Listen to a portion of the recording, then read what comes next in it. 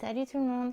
On se retrouve donc pour une troisième vidéo. Dans l'épisode 2, je terminais par raconter que j'avais un suivi dans une maison de jeunesse jusqu'au moment du bac. Donc d'ailleurs j'ai failli ne pas passer les épreuves du bac étant donné mon état de santé. Donc j'avais des compléments nutritionnels oraux que je ne mangeais pas. L'alimentation était devenue quelque chose de très compliqué. Le sommeil était très mauvais, enfin j'étais vraiment dans un état difficile. Les professionnels de la maison de jeunesse m'ont dirigé vers des spécialistes au CHU de Caen. Donc j'y suis allée pour une première consultation où ils ont fait état donc, de la gravité de ma situation et ils ont proposé donc un parcours de soins spécifique avec une hospitalisation à la maison. Donc ça allait se passer en plusieurs étapes. Ce parcours de soins a été un choix un peu contradictoire pour moi dans le sens où c'était à l'opposé de ce que je voulais. C'est-à-dire que j'étais dans le déni de la maladie et pour moi, accepter l'hospitalisation, c'était surtout pour rassurer mes parents et pour rassurer aussi les professionnels de santé.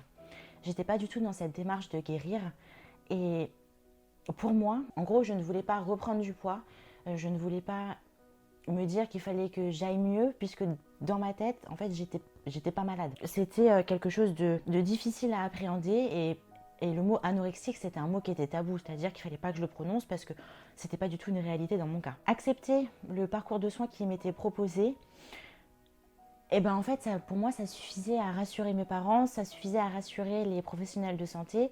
Et la pose de la sonde nasogastrique d'alimentation, c'était quelque chose de temporaire, c'est-à-dire qu'ils allaient me la mettre, allez, 2-3 semaines, et puis après, j'allais plus la mettre. Il a fallu que je sois hospitalisée pendant une semaine en service d'hépatogastro. Alors, pourquoi est-ce qu'il a fallu que je sois hospitalisée, même si c'était une hospitalisation à domicile, à la maison, qui avait été décidée avec le médecin qui me suivait? Parce qu'il fallait d'abord poser la sonde nasogastrique, parce que c'est un geste médical qui doit être fait dans des bonnes conditions.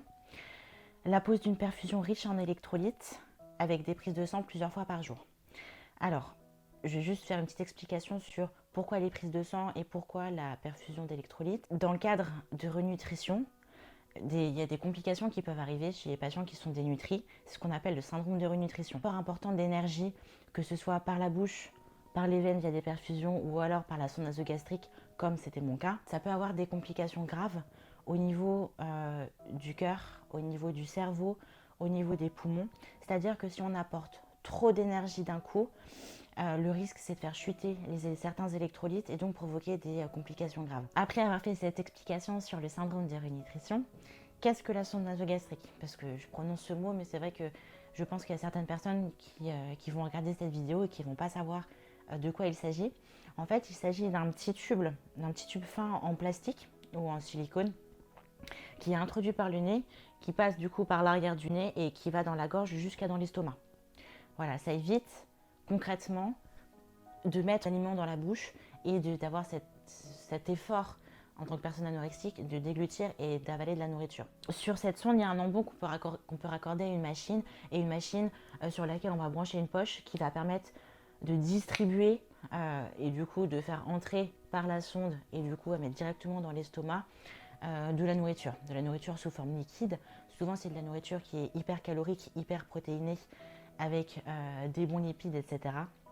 qui permet du coup de réalimenter la personne sans qu'elle ait cette nécessité donc de mettre quelque chose dans sa bouche, ce qui peut être difficile dans le cadre de troubles du comportement alimentaire. La pose de cette sonde est difficile, elle est traumatique et surtout ça fait mal. Il faut savoir qu'une fois que cette sonde elle est posée, on ne peut pas l'enlever, c'est-à-dire qu'elle est fixée au nez avec un sparadrap et c'est quelque chose qu'on garde 24 heures sur 24, 7 jours sur 7, pendant une durée indéterminée. C'est censé être assez souple pour pas que ce soit gênant, mais c'est vrai qu'on le sent quand même, c'est-à-dire que le peu que je pouvais manger, la nourriture que je rencontrait le tuyau au niveau de l'œsophage, du coup c'était quelque chose d'assez gênant, et avoir toujours la goutte au nez et tout, parce que ça réagit en fait à avoir un corps étranger, donc c'est pas facile, et surtout le regard des autres quand on porte ce genre de sonde, c'est difficile parce que les gens nous regardent comme des bêtes de foire. Oh. Pendant la semaine à l'hôpital, j'ai très peu mangé puisque les plateaux repas qui sont distribués à l'hôpital c'était les mêmes pour tout le monde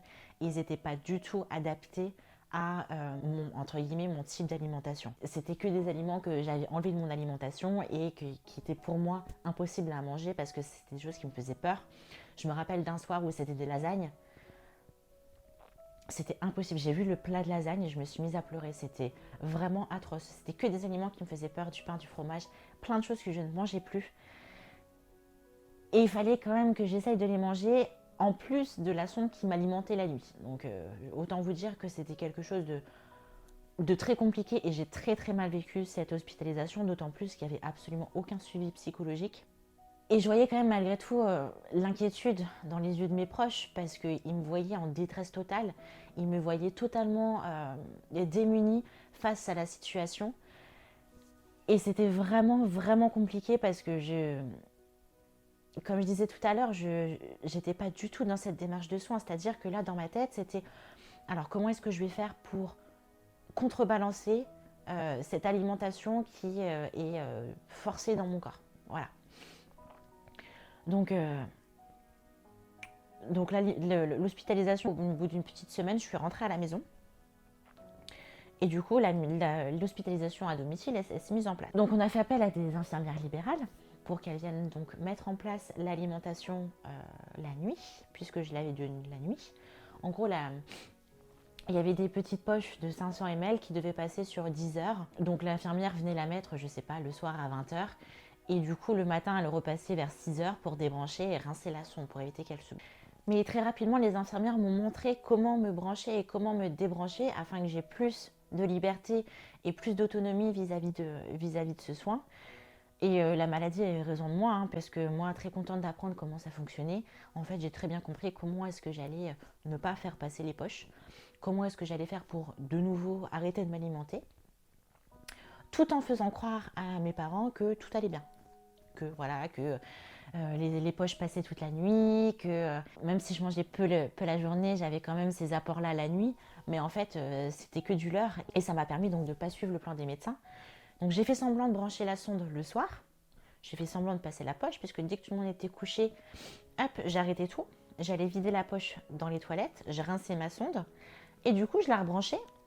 Et le matin, je faisais semblant que voilà, quand mes parents rentraient dans la chambre, ils voyaient la poche qui était vide, et ils voyaient que j'avais rincé ma sonde et que tout allait bien. Je laissais bien l'emballage, tous les emballages dans la poubelle pour que ce soit visible, afin que ils y croient vraiment et que mon mensonge soit le plus vrai possible. Mais en fait, c'était de pire en pire.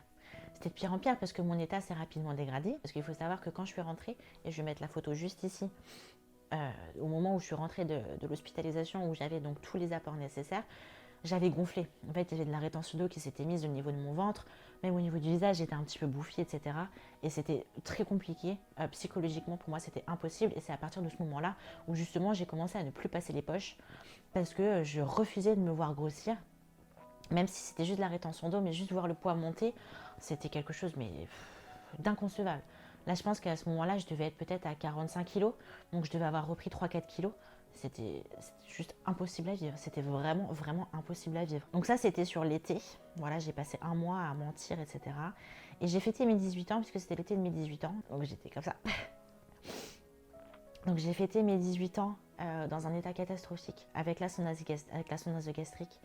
J'étais très maigre, très fatiguée, stressée partout, psychologiquement au plus bas. C'était vraiment, vraiment difficile. J'étais incapable de sourire, j'étais incapable de rire ou de m'amuser. Et je me demande même pourquoi est-ce que j'ai accepté de fêter mon anniversaire alors que je n'avais pas du tout la tête à ça. Je me rends compte que j'ai tellement inquiété tous les gens autour de moi. Je me souviens d'avoir invité mes amis et en fait, ils sont venus. Mais ils sont venus parce que dans ma tête, je me dis qu'ils ont eu pitié de moi dans l'état dans lequel j'étais, incapable de manger, incapable de boire un verre, incapable de faire rien du tout. Tout le monde m'a dit allez, vas-y, mange ton gâteau et tout. Non, c'était hors de question. Je suis même allée m'isoler pour manger le repas que j'avais préparé. Et de mémoire, il me semble que c'était une purée de carottes avec un peu de thon. C'était un des seuls repas qui passait.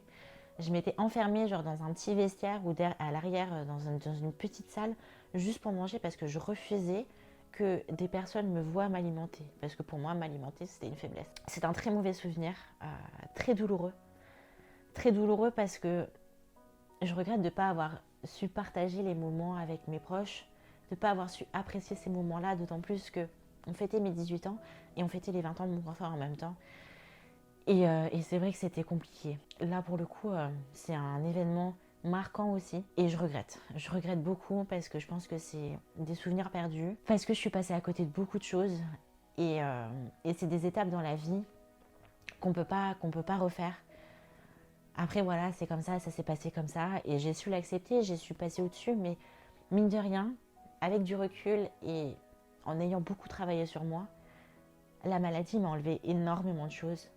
Je suis passée à côté de beaucoup de choses et pour le coup, je pense que ce sera un regret que j'aurai toujours. Donc, alors que je pensais être au plus bas, j'ai commencé la fac de médecine et je suis tombée encore plus bas. Moi qui pensais avoir touché le fond, en fait, j'avais pas touché le fond et je suis descendue encore et encore. Prise dans les études, puisque la première année de médecine, c'est difficile, c'est beaucoup de travail.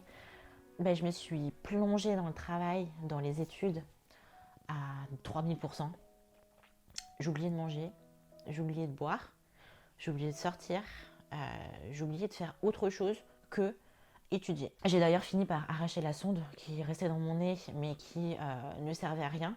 À un moment, j'ai dit allez, fuck, j'ai tout arraché. J'ai dit stop, j'en ai marre, je l'utilisais pas et à force, elle s'est bouchée. Et je voulais absolument pas qu'on me la remette, donc en fait, je l'ai enlevée. Et comme je disais tout à l'heure, en gros, j'allais à la fac de médecine du coup avec la sonde nasogastrique et j'en avais marre d'être épiée, j'en avais marre que les gens me regardent et me voient comme une bête de foire avec ces trucs-là dans mon nez. Et de là, j'ai plus pris non plus les compléments nutritionnels oraux qui m'étaient prescrits. Donc en fait, j'ai arraché la sonde, j'ai arrêté de prendre les compléments et j'ai réduit encore mon alimentation. Moi qui pensais déjà, enfin, les gens qui disaient que je mangeais déjà peu, c'était encore pire. J'étais réduite à un repas par jour et encore, si j'utilisais pas de laxatif pour l'éliminer ou si je faisais pas d'hyperactivité physique comme courir dans ma chambre ou reprendre des douches froides, ça servait à rien. Mes repas, c'était une boîte de haricots avec un demi-morceau de poulet. J'ai perdu le goût de vivre. J'ai perdu l'envie d'aller de l'avant. Tout était devenu difficile. Me lever, c'était une épreuve. Aller aux toilettes, c'était une épreuve. Aller jusqu'à la fac, je vous raconte même pas. D'ailleurs, je ne sais même pas comment est-ce que mes parents ont fait pour accepter que je prenne ma voiture toute seule. Parce que franchement, les réflexes, c'était pas ça du tout. J'avais même perdu des points de vision. C'est-à-dire que je voyais mal.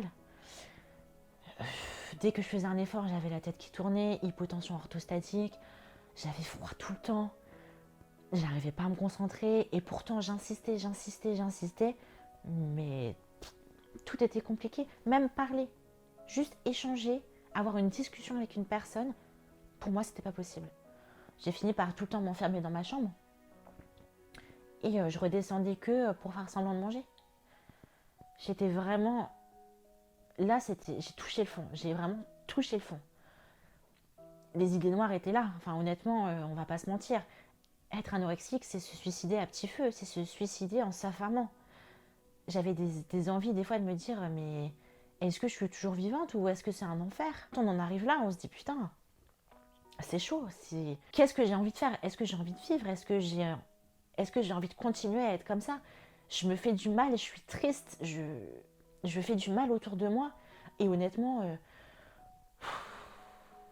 c'est compliqué, c'est vraiment compliqué, je vous assure, quand on voit ses parents pleurer juste en nous regardant, quand on voit tout le monde s'inquiéter et se dire si est-ce qu'elle va pas s'endormir et est-ce qu'elle va se réveiller ou pas, enfin, c'est vraiment compliqué et je l'avoue aujourd'hui, c'est que plusieurs fois j'ai eu envie de... Alors je suis super émue, mais parce que c'est pas facile à dire. Plusieurs fois j'ai eu envie de pas me réveiller en fait, parce que c'était dur. Parce que toute la journée, c'était une lutte continuelle et que j'avais envie juste que ça s'arrête. Et il faut avoir le courage de dire stop, je veux que ça s'arrête. C'est ce qui est arrivé, c'est-à-dire qu'une fois que j'avais passé mes partiels, que j'avais d'ailleurs plutôt bien réussi, puisque j'ai appelé à l'aide. Un jour, je suis allée voir mes parents, j'ai dit je n'en peux plus. Là, il faut que je fasse quelque chose parce que si je fais rien, je vous le dis comme ça, droit dans les yeux, je vais mourir. Je suis en train de mourir. Et là, il faut qu'on fasse quelque chose. Parce que clairement, j'y serais restée. J'y serais restée vraiment. J'étais au fond du trou, au plus bas, dans un état lamentable. Et je reviendrai sur la suite au prochain épisode. Ciao, ciao.